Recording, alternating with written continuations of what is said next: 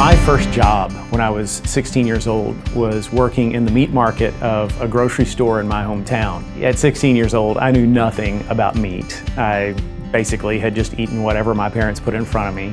So I didn't know how to identify different cuts of meat. People would ask for a pork chop and I'd give them a T-bone steak. I was actually fired from that job after 3 weeks. What happened was he left me there one night by myself, so I had to close up for the very first time. Come to find out, at 10 o'clock when we're closing up, I realized at that point I didn't know how to take apart one of the meat cutting machines, and so I just left it the way it was. And the next morning, a Sunday morning, the boss opened the store and noticed that the whole place smelled like a cow had died. Again, he didn't say the words "you're fired," but when I called him to try to explain myself, he used some words that even I, as a teenage boy, wasn't familiar with, and so I realized there's no reason for me to come back. In any job you do, there are certain things you must be good at, or else you can't really do the job. I was a fine employee in some ways. I showed up on time, I was well dressed, I was courteous, I was respectful, I was kind to the customers.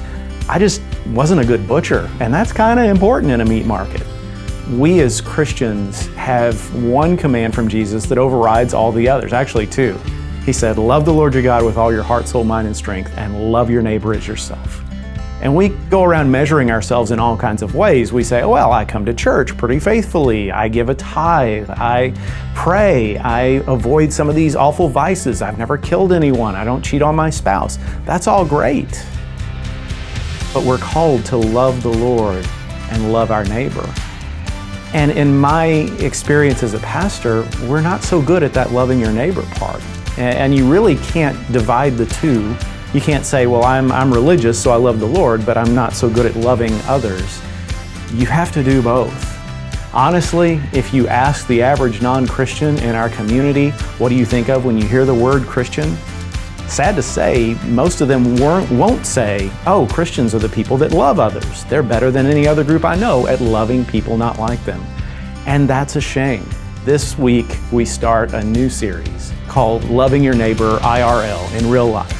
Because we hear this term, love your neighbor, and I think we have a tendency to throw up our hands and say, I don't even know how to do that. There are people I don't even like. How do I love people I don't like? How do I love people I barely know? We're going to take a look for 6 weeks at what this really looks like, what it takes to love our neighbors. Because when you get right down to it, that's our job. And if we want to be good disciples of Jesus, we need to master that first. Our world is crying out for the gospel, but they won't hear it unless they see the love of Christ in us. So join us starting January 9th and 10th, and for the 6 weeks following for Loving Your Neighbor IRL.